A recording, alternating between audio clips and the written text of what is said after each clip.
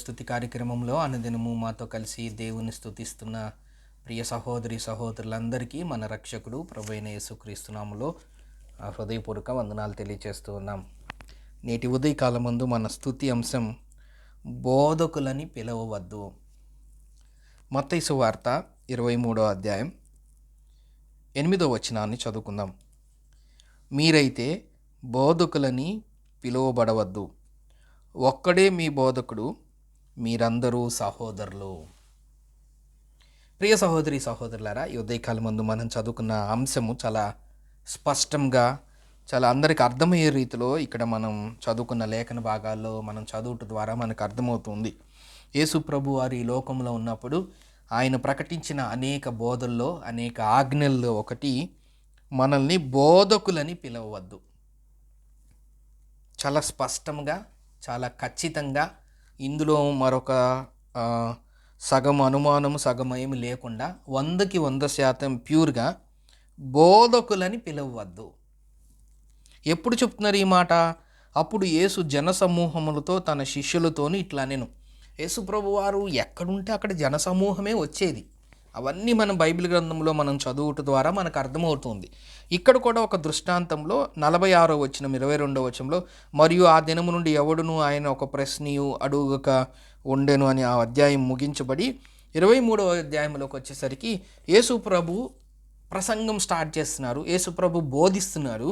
యేసు ప్రభు అనేక ఆజ్ఞలు తన బిడ్డలకి చేరి వచ్చిన వాళ్ళకి తెలియచేస్తున్నాడు. ఈ లోకములో ఒక మనిషి రక్త మాంసములతో జీవిస్తున్న ఒక మానవుడు ఏ విధంగా ఉండాలి, ఏమేమి క్రియలు చేయాలి, ఏమేమి పనులు చేయాలి, ఏమేమి వాటిని ఆజ్ఞలుగా పొందాలనేది ఆయన చెబుతూ ఎవరికి చెప్తున్నాడు? శిష్యులకి చెప్తున్నాడు. చేరు వచ్చిన జనసమూహానికి ఆయన చెప్తున్నాడు.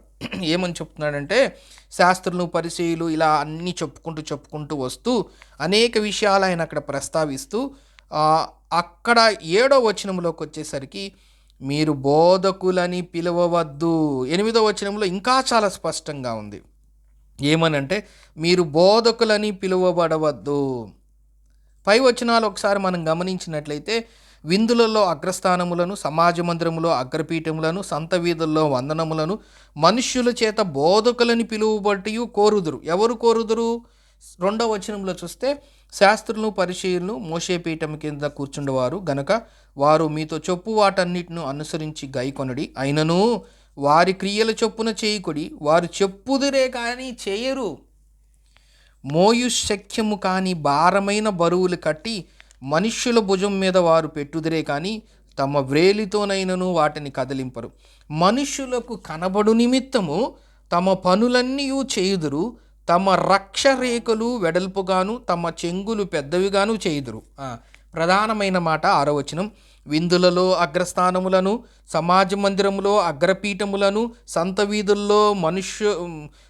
వీధుల్లో వందనములను మనుష్యుల చేత బోధకులని పిలువబట్టి కోరుదురు.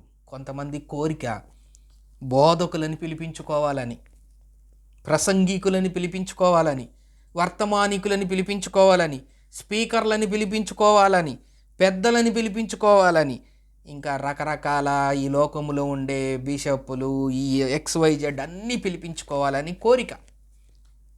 ఆ ప్రస్తావన మనకి ఇప్పుడు అనవసరం. కానీ దేవుడు చాలా స్పష్టంగా చెప్తున్నారు, మీరందరూ సహోదరులు. వాక్యం చెప్పటానికి పిలిచినప్పటికీ సహోదరుడనే పిలవాలి, కానీ బోధకులని పిలవద్దు. ఈ మాట స్వయంగా దేవుడే చెప్తున్నాడు.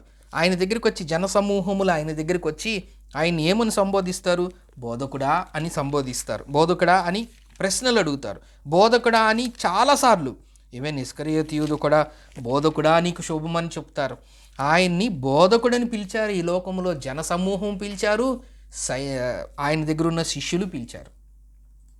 కానీ బోధకుడు అని పిలిచిన ఆ బోధకుడు ఏం చెప్తున్నాడు మనకి?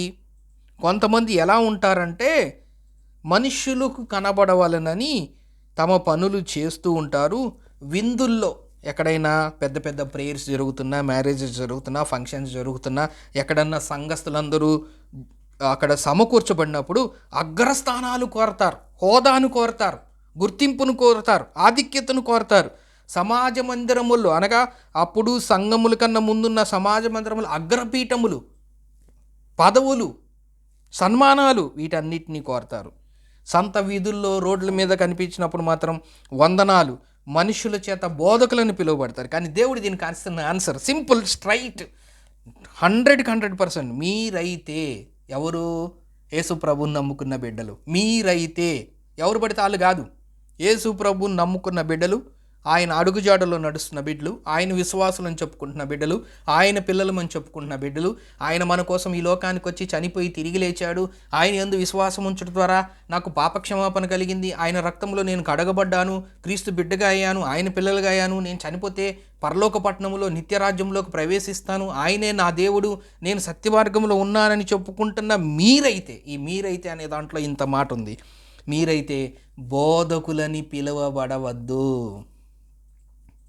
ఇప్పుడు అందరూ 7వ వచనంలో ఉన్నట్టుగా విందుల్లో అగ్రస్థానాలు, సమాజమంతరం అగ్రపెట్టిన సంత వీధుల వందనాలు, మనుషుల చేత బోధకులు పిలవడానికి కోరుకునే స్థితిలో ఉన్నారు. కానీ యేసు ప్రభు చెప్తున్నారు, మీరు బోధకులను కోరుకోవద్దు, మీరు బోధకులని పిలుచుకోవద్దు, మీరు బోధకులని పిలిపించుకోవద్దు. ఒక్కడే మీ బోధకుడు, ఒక్కడే, ఓన్లీ వన్, ఒక్కడే మీ బోధకుడు, మీరందరూ సహోదరులు. ఆ ఒక్కడే బోధకుడు మన ప్రభు అయిన యేసుక్రీస్తు వారు. అనేక మంది ఆయన్ని బోధకుడు అని పిలిచారు. ఈ భూప్రపంచం మీద బోధకుడు ఒక్కడే, ఆయనే మన రక్షకుడైన యేసుక్రీస్తు వారు, మరెవరూ కాదు. మనం ఆయన ఇచ్చిన బోధను, సమాచారాన్ని అందించేవారమే కానీ మనం బోధకులం కాదు. ఇట్టి ఆజ్ఞను దేవుడు మనకు అనుగ్రహించి మనం తెలుసుకునే స్థితిలో మనల్ని ఉంచినందుకు ఆ రక్షకుడైన యేసుక్రీస్తు వారిని ఉదయకాలం ముందు మనం మనసారా ఆయన్ని స్తుతించి ఆయన్ని కనపరుద్దాం. దేవుడి కొన్ని లేఖన భాగంలో మన కొరకు దీవించును గాక. ప్రార్థన చేసుకుందాం. ప్రేమగల తండ్రి, నమ్మకమైన మా దేవ, మీకు స్తోత్రం. నమ్ములైనా మీరు అనేక ఆజ్ఞలు మాకు అందించారు. బోధకులని పిలువబడద్దన్నారు. అట్టి జ్ఞానాన్ని, అట్టి ఆజ్ఞలను మీరు మాకు అనుగ్రహించినందుకు మీకు స్తోత్రం వందనం తెలియజేస్తూ యేసు క్రీస్తు నామమున స్తోత్రం చెల్లించి ప్రార్థన చేస్తున్నాం తండ్రి. ఆమేన్.